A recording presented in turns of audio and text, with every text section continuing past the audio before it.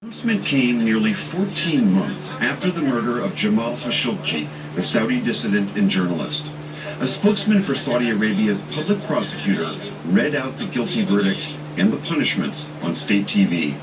No names were released. The death penalty for 5, and there are those who directly participated in his killing.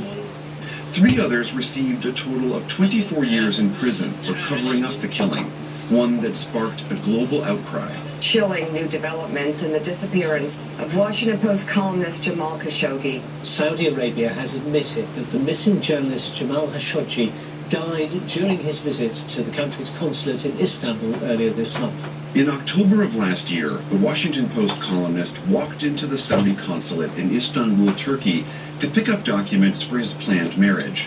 But he never came out. Security camera footage leaked by Turkey showed the team of Saudi agents who allegedly killed Khashoggi and then reportedly dismembered his body inside the consulate using a bone saw. Those team members worked for Crown Prince Mohammed bin Salman.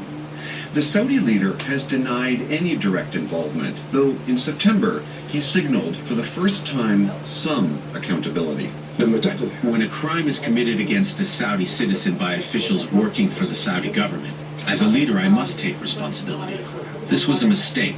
The kingdom maintains the murder was part of a rogue operation to bring Khashoggi back to Saudi Arabia.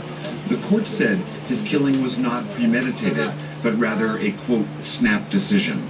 That conclusion directly contradicts a United Nations report released in June, which found Khashoggi had been a victim of a deliberate, premeditated execution. The Saudi court also cleared 2 of the Crown Prince's senior aides of organizing the murder. Washington Post CEO and publisher Fred Ryan called it a sham trial. He criticized the kingdom's lack of transparency in its months of closed-door court proceedings. Khashoggi's fiancé, Hatice Cengiz, also rejected the verdict as, quote, unacceptable. But Khashoggi's son, Salah, who lives in Saudi Arabia, said justice had been served. For the PBS NewsHour, I'm William Brangham. Joining me now from France is Agnès Calamar. She is the United Nations Special Rapporteur for extrajudicial, summary, or arbitrary killings. She is the author of that June report, which found Saudi Arabia responsible for the premeditated execution of Mr. Khashoggi. Dr. Calamar, welcome back to the NewsHour. First of all, when we saw your reaction right after this verdict was announced, you called it the antithesis of justice, a mockery. Why? Well, there are several factors. The most important one is the fact that only the hitmen have been the object of the trial. The mastermind have not been included in the proceeding, and therefore the outcome of the trial is that we have the lowest level of the chain of command to be sentenced to death, while those that order them, those that commission the crime, those that turn a blind eye to the crime, none of those people have been concerned, worried, or indeed indicted. The judge found that it was a spur-of-the-moment thing and not premeditated. How do you know that's wrong? The killing of Mr. Khashoggi included a dismemberment. That cannot be done on the spur of the moment. It requires planning, if only to clean up the crime scene and to determine what to do with the body part. 2 hours before his killing, the forensic doctor and the head of the team, Mr. Moutreb, discussed the dismemberment, and it happened 2 hours later. It cannot be coincidental. It cannot be an accident. The forensic doctor was included in the team, in the killing team, at least 24 hours before the murder. That too, I think, is indicative of a fairly high level of planning and organization. Witnesses to the killing had been asked to leave the consulate before the people could be present.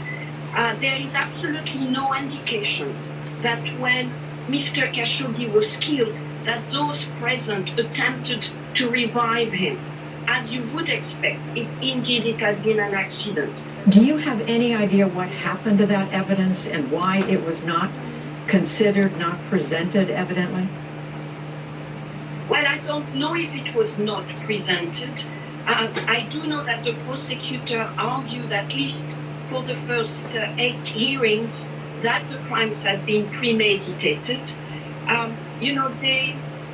There was a team of 18 Saudi officials that came after the killing, supposedly to investigate the killing. In fact, we know now that what they did was to clean the crime scene. But presumably they would also, in the process of cleaning up the crime scene, gathering some point of evidence. None of that was presented at the trial, as far as I am aware. So, and that gets to my question, who should have been held responsible, who was not? Well, look, at a minimum, those that were implicated and directly involved in the team. That includes Asiri, who was the deputy director of intelligence and who was present and who was a member of the team. It includes Saud al-Qahtani, the personal advisor to the Crown Prince, who was known to have incited, to have spoken to the killing team just before it left for Turkey. Those 2 individuals, one of them was initially charged but found not guilty. The other one, Saud al-Qahtani, was not even charged. The prosecutor apparently attempted to interview him, but was never able or willing to proceed with that interview. Do you believe there was ever a chance that justice would be done in Saudi Arabia?